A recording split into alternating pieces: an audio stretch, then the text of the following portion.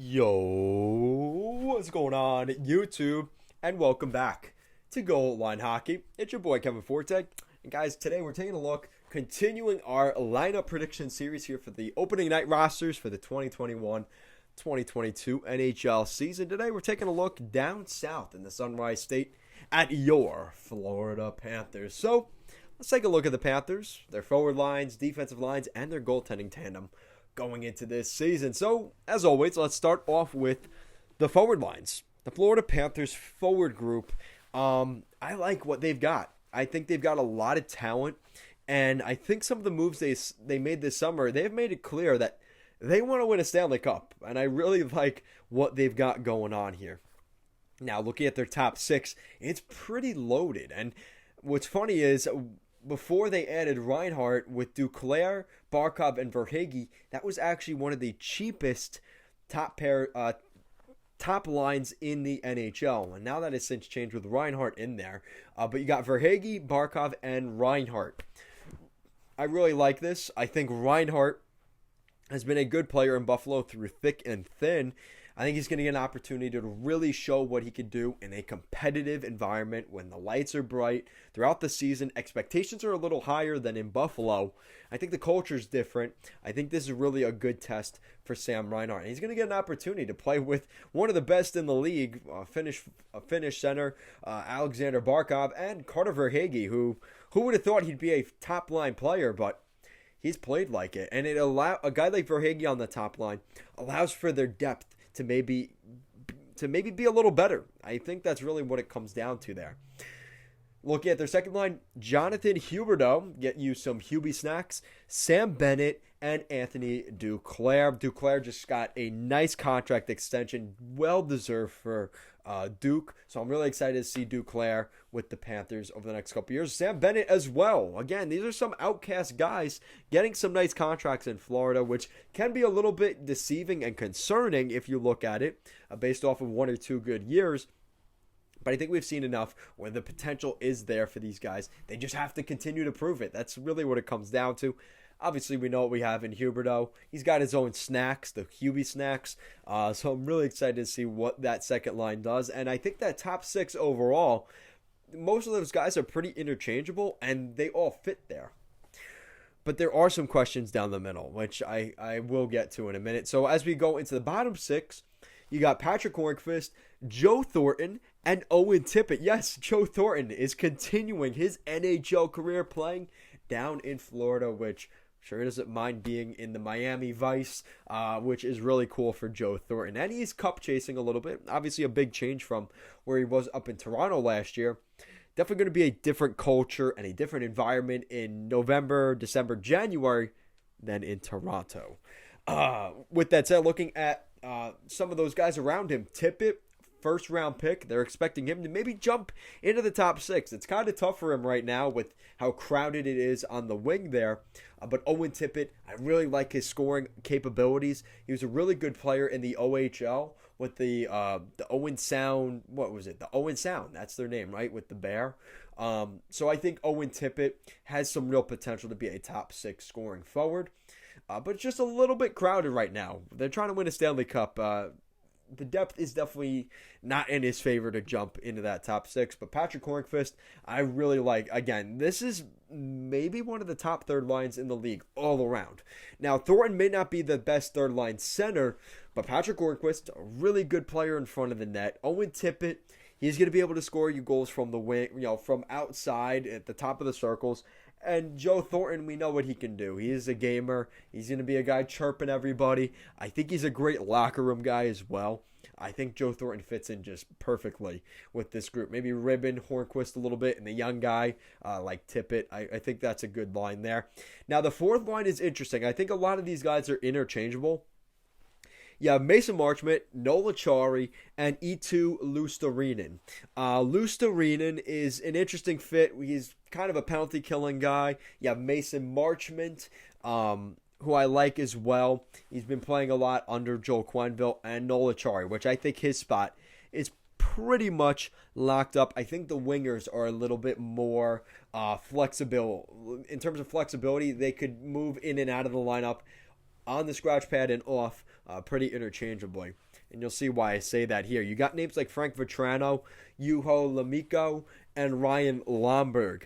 You also have Zach Dalp in there as well. So you have a couple of depth guys that could jump into that group. I mean, Vetrano could even be a third-line guy at points during this season. That's kind of how flexible and how much depth they have right now in Florida. I think they've done a good job with that. We saw some success from Ryan Lomberg last season. Congratulations, he just got married. So there's some good stuff here for the Florida Panthers. And there's one name you may be saying, Kevin, you're forgetting somebody. You're forgetting Anton Lindell. And there's a reason I've waited this long to talk about Lindell. Obviously, to give you guys some time to maybe throw some hate about why I haven't even talked about Lindell yet. But the other reason is I wanted to focus on him more because Anton Lindell, I mean, let's be honest, unless he becomes the third-line center, which according to Daily Faceoff, they do have him as the third-line center ahead of Joe Thornton and Nola Chari, where else does he fit in this lineup? He's not a scratch pad player. He's not sure as hell not going to be the fourth-line guy. And does he take away a spot from Hornquist or Tippett on the wing? Not really. So if he's not playing third line center, where else does he fit in this lineup? And the reason I say that's why there's maybe a lack of depth down the middle, because nothing against Bennett and Thornton there, but I don't necessarily know if that's going to beat some of those top teams, especially in that Atlantic division. I mean, maybe you could beat teams like Boston and maybe even Toronto, right? But I think in terms of the standard right now in that division, it's the Tampa Bay Lightning. And I don't know if they have that depth there. But Anton Lindell, he has the potential to be a top. I think at some point it's going to be Barkov and Lindell. You got the two Finnish guys as your top six centers. But at this point today, right now, I just don't see a spot for Anton Lindell. I think Lindell, another year in the AHL, playing with the Charlotte Checkers up in Charlotte, kind of develop his game a little bit, play in the top six, play top minutes on the first line power play, first line minutes in general, extra attacker minutes. He's going to get all that in the AHL this year. And once Thornton goes, or they figure out maybe Thornton isn't that good, and that could very well happen, and you need a second or third line center, then you bring in Anton Lindell, and he fits in that role perfectly. And I think that could be what we see at some point. Again, I love Joe Thornton, but what is he, 42, 43? I mean, he's getting up there in age. So I don't know how much more he has in the tank. And Anton Lindell would be a great replacement in that regard. So if they need to, they can do that.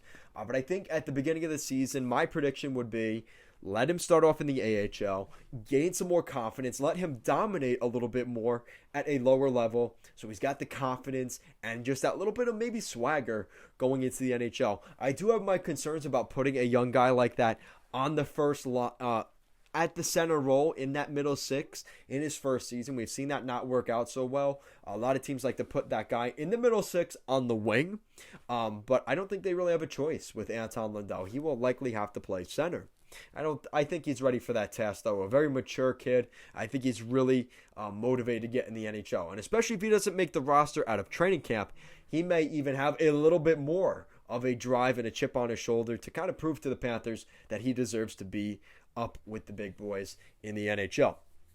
With that said, let's look at the defense. This one we're going to kind of run through a little quicker. You've got Mackenzie Weegar and Aaron Ekblad. As long as Ekblad stays healthy, like that top pair, really good seasons here from Mackenzie Weegar. Actually led defenseman in points last year for the Florida Panthers, especially even with guys like Yandel and Ekblad on that roster. So pretty good. Now, the second and third pair guys are a little bit interchangeable, but I've got Marcus Nudavara and Brandon Montour as your second pair. I have my qualms about Montour. I really liked him in Anaheim. He definitely took a step back in Buffalo, but then he kind of turned it on again in Florida at the end of the season on that cup run. So I think he could sit there on that second pair. The third pair, you got Forsling and Radko Gudas. Gudas staying in the Sunshine State, so interesting there. And obviously Forsling, I'm giving him the benefit of the doubt because obviously Joel Quenneville has that connection with him in Chicago. He brought him in, so I think he wants him in the lineup.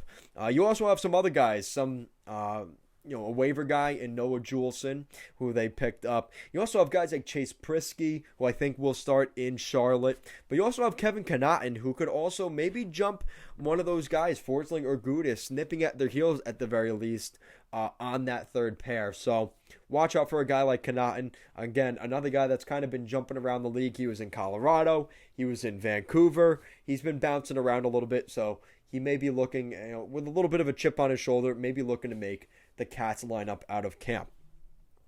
In between the pipes, this is a little bit interesting, but really nothing crazy to talk about. You got Spencer Knight and Sergey Bobrovsky. Now, there are some people that aren't necessarily on the Spencer Knight bandwagon, and I'm skeptically on the bandwagon. I really want to see Knight succeed, but I do have my concerns about a 20-year-old goaltender playing potentially 50 to 60 games this season. Probably 50 to 55 games this year. Let's cap it at that. He's still very young, and young goaltenders maybe take a little while to develop. Maybe they need to be a backup in the AHL, then a starter in the AHL, then a back and forth goalie between the NHL and the AHL, then a backup NHLer, then a starting goaltender. We're not seeing that in Florida. All right, you come over from the U.S. National Development Team. All right, you're the starting goaltender in the playoffs. That's asking for a lot, and he did well in that stretch, but how good can he do in an NHL season from October to April? You're asking for a lot there, and especially at such a young age, that is a concern. Now, the good thing is you do have Sergey Bobrovsky, which if he can do any better than he did last season, is a good thing for the Panthers. But you don't have Chris Driedger to bail you out now. You have Knight and Bobrovsky. Driedger, that little ace there, he's no longer there. You're going to be relying a lot more on Spencer Knight this season. And I do have my concerns about that. And I don't have the confidence in Bobrovsky. I want to see him succeed. I'm like really happy the Islanders avoided that mess of Bobrovsky. But listen, he's getting his money. I really hope he could get something out of this, because it's been really bad. And I think a lot of people, if you have a critique of the Florida Panthers, it is goaltending. And we talk about what's the most important thing in the NHL today. It is goaltending. So it could turn out to be a great tandem and end up being the best tandem in the NHL at the end of the year. Or it could end up being one of those things where the hype was real during the off season, and then things didn't pan out as planned during the season, and then all of a sudden you see the Panthers on the market for another goaltender to be that Chris Driedger-esque guy. So with that said, let me know what you guys think in the comment section down below. I got two for you guys. One, should Anton Lindell be in the opening night roster for the Florida Panthers this season? Does he beat out Joe Thornton on that third line? Or would you want him to beat him out on the third line? Should he be a third line center in the NHL or dominate in the AHL another year? And the second question, how well will Spencer Knight do in his first full NHL season? Because there are some people out there, including myself, that are a little bit skeptical of what we'll see in a full year of Spencer Knight. He did well in a stint last year, but again, in a full maybe 5 to 6 month span, can he do that consistently? And as always, guys, thank you so much for watching this video. If you like what we're doing here at Goal Line Hockey, want to see the latest news around the NHL and more videos just like this one, make sure to give this video a big thumbs up and an even bigger subscribe down below. Guys, make sure to check out our Streamlabs shop in the description down below. You can help support the channel, maybe pick up a new coffee mug for your mom, maybe pick up a new backpack for your back to school. Check all of that out down below. As always, guys, thank you so much for watching this video. I will see you again next time.